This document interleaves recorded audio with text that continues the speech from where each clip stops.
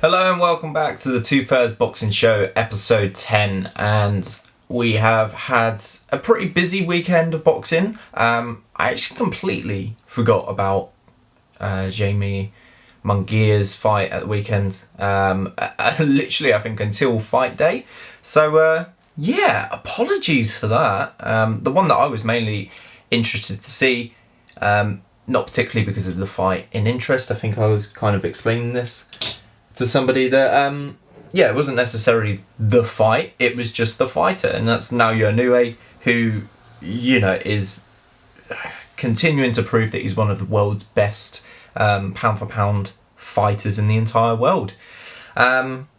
Incredible. Third round stoppage, knocked Dasmarinas, that's the name, knocked Dasmarinas down in the second round, I believe it was.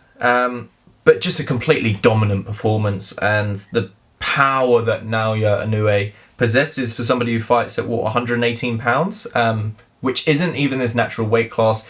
It's just phenomenal. Absolutely incredible performance.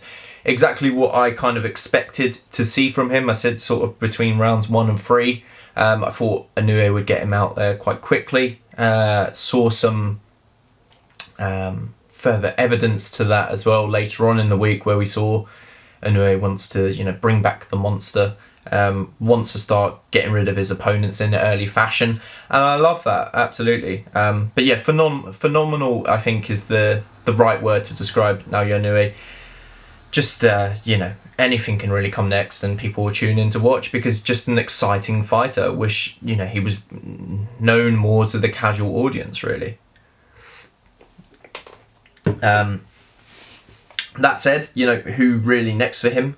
It's, it looks like at this rate that, I think I saw this on Twitter actually, that Naoya Inoue's biggest opponent is going to be Stephen Espinoza, because the way that the belts are kind of going, it's going to stop him from becoming undisputed. But we hope that won't be the case, because Inoue is, becoming that big of a star in the sport, or at least I believe him to be. That the kind of the drawing power will be there to kind of make these fights. You've got Nanita Donaire versus Casemiro, because Donaire has stepped in for for Rigondeaux, sorry.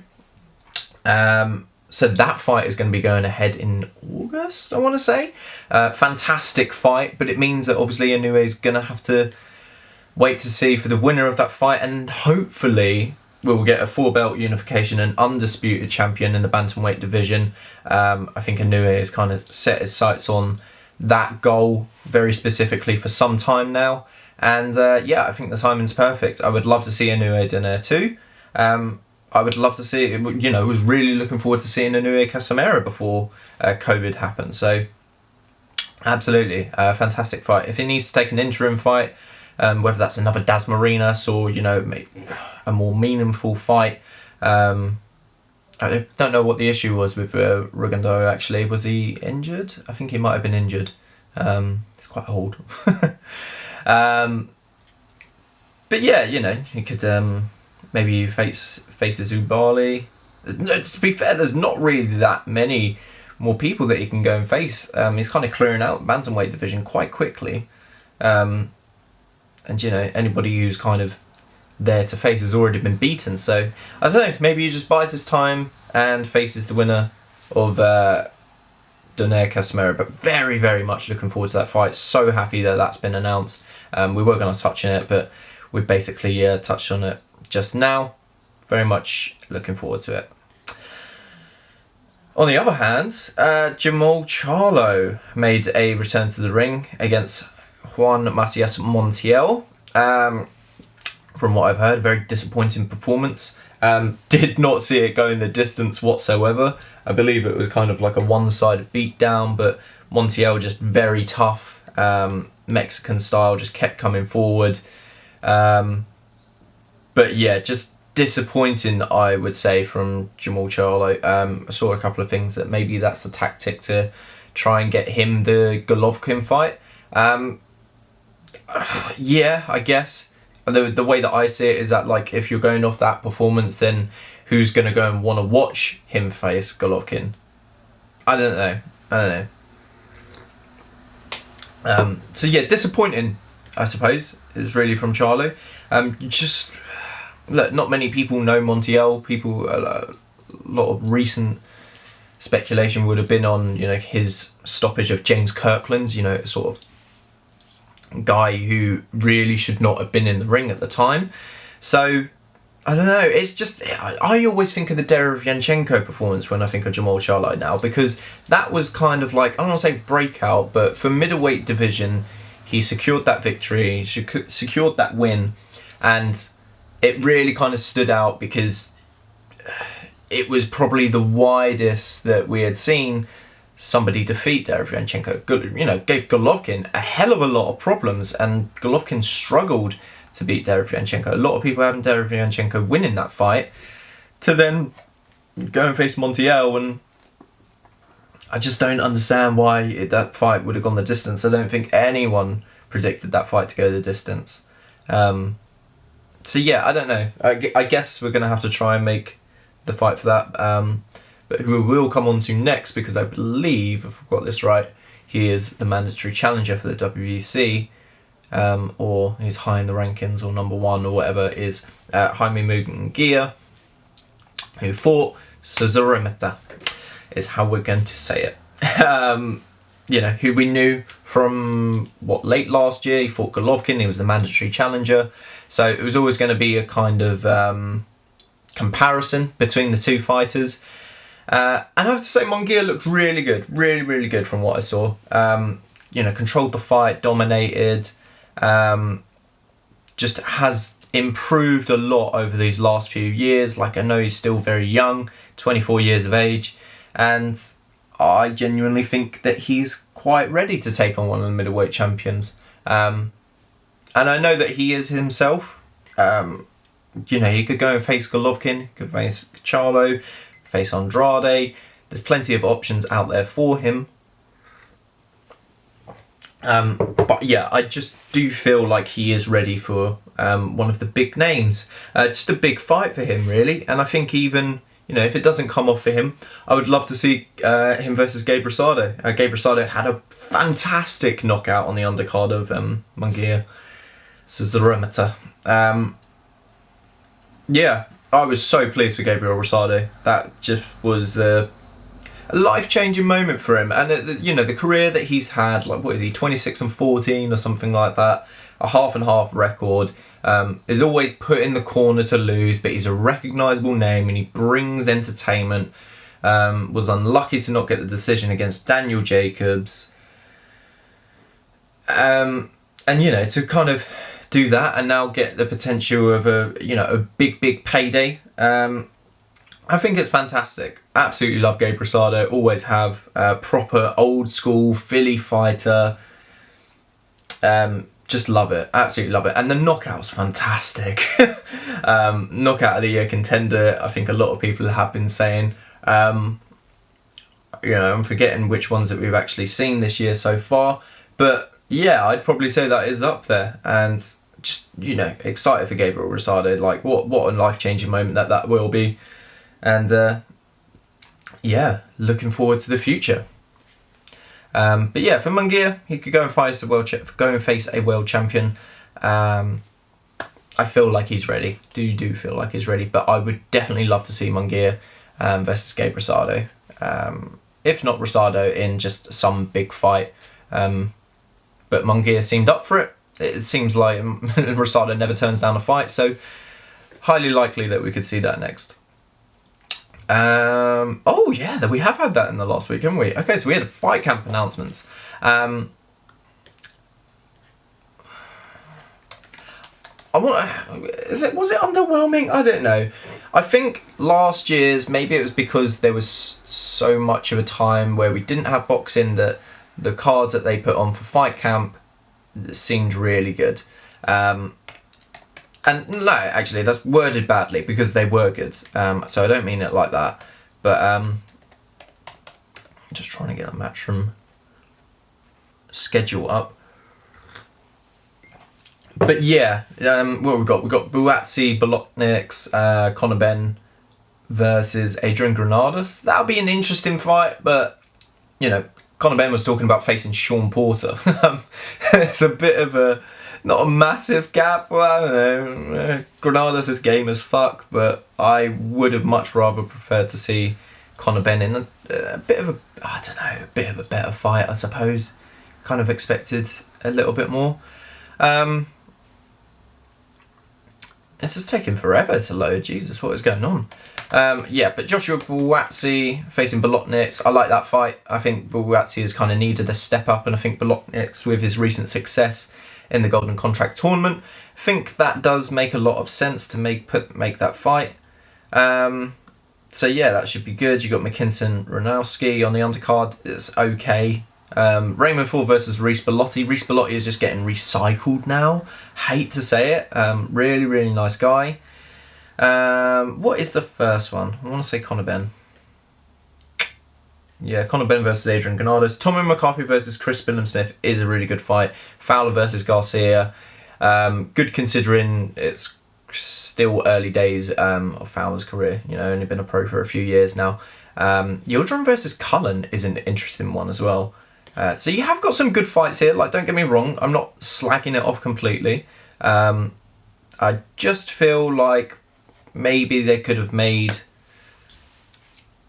more, I don't know, maybe more shows or so. Maybe that was the problem that I had with it. Or the problem that a lot of people had with it. I think the problem is that you do go on social media a lot of the time and just see other people's opinions of things and kind of clutch onto them quite easily. But definitely the pick of the bunch is Kid Galahad versus James Dickens, because I thought somebody else got the purse bits for that. But a fantastic fight for a world title. And, you know, two guys who have fought each other before in the past, Kid Galahad being the victor. Now at very different stages of their career, very excited to see that fight. I think it'll be fantastic. Dickens was brilliant in the Golden Contract tournament. And Kid Galahad, who was it? It was after the Warrington fight. He fought, I want to say Claudio Marrero? Claudio Marrero. Against Claudio Marrero in his last fight, looked really, really good. So yeah, it's a brilliant fight, you know, to put on, considering that Eddie Hearn, I believe, didn't have the purse bids at first. Very much looking forward to that. I think that will probably be the best of the bunch, and I think it'll be a kind of unexpected. I'm not too sure. I don't know what people are making of that fight so far. Babbage versus Bennett, good fight. Good to see Ebony Bridges keeping active, because I believe that she can't get back into the country. And Johnny Fisher against Josh Sandland is a good sort of step-up fight at this stage of his career. You know, looking to go 3-0 against Sandland, who you know, has produced the upset against a couple of fighters. Yeah, very much looking forward to it. Gutted that we're not going to see Wardley Webb. Really, really wanted to see that. Saw an interview with Fabio Wardley where he said that Nick Webb was making excuse after excuse. I don't know the obviously true story where negotiations went with that fight, but I do hope we get to see that at some point. That would be brilliant. So yeah, what else have we got? Have we got any other news for this week? Apparently, Matchroom are in talks to have their post-fight boxing shows, and potentially the Before the Bell, the things that Chris Lloyd and Darren Barker do, that could go onto the BBC, which, you know, would be great for sort of exposure for the sport. Would love to see it, absolutely. I don't know the entire full story, because I believe it's all just rumours. But hey, if that goes ahead, that would be absolutely fantastic. You know, it's about time that we've really got some kind of mainstream media covering our fight. Like, why do we have to get a Sky Sports package for everything? You know, I'm glad that we've got DAZN, but it's very niche still. It's still in its early days. You know, Sky Sports is a company that's been running for, what, 30, 40 years?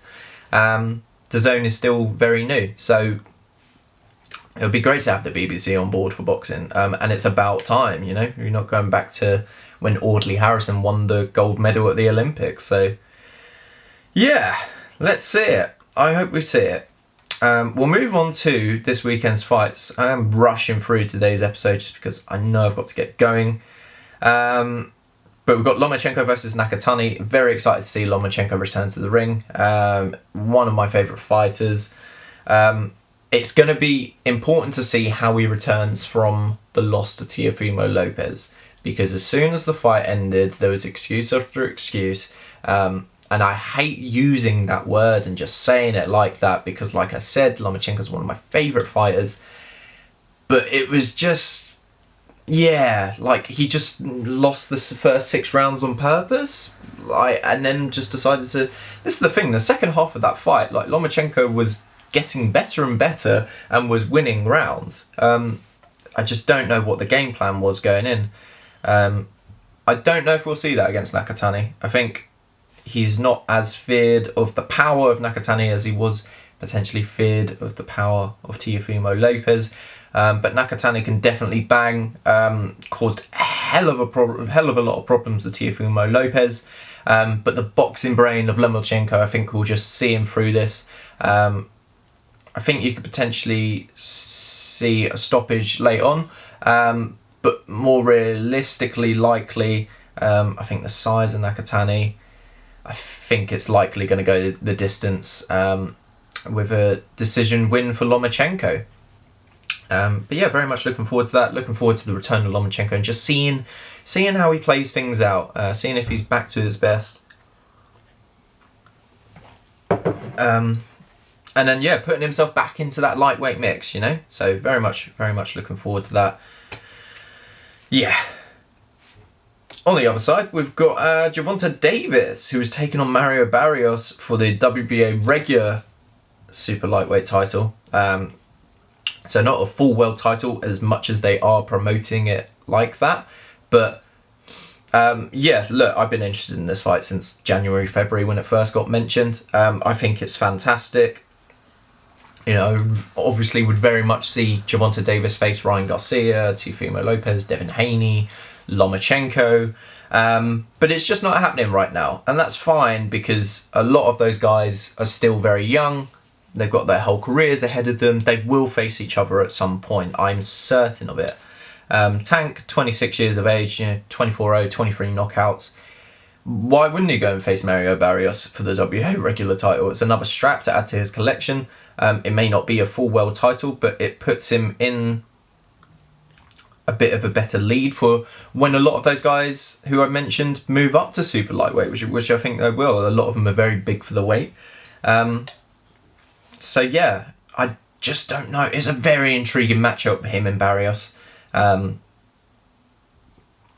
think like Barrios' game is anything as well. I think you could probably just see Barrios really forcing the action. He's going to try and force Gervonta Davis onto the back foot, but you've got to watch out for that uppercut because it's just like a rocket. But Barrios, he was very good against the... I forget the guy's name, not like a Russian, Eastern European.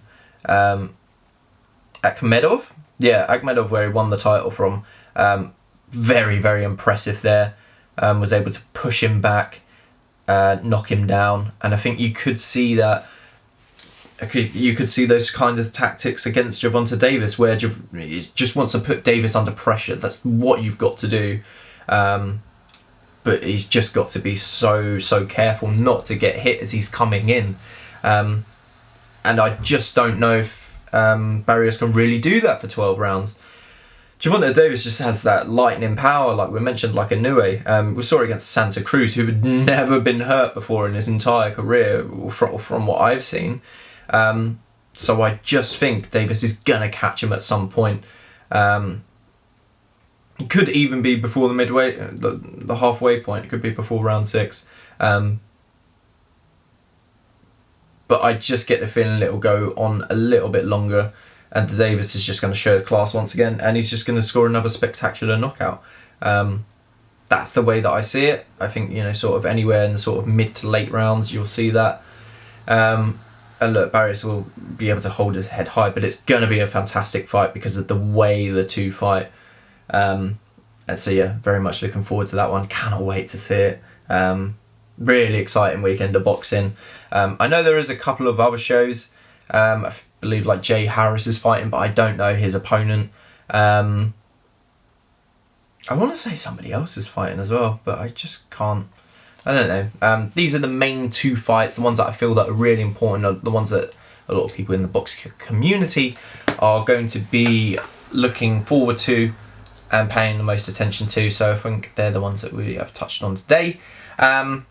Yeah, we will have another episode next week. Thank you very much for watching. Thank you very much for listening if you're on Spotify. And yeah, please be sure to leave a like. Comment down below. Subscribe if you're new, if you're on YouTube. And yeah, thank you very much, and I'll see you next week.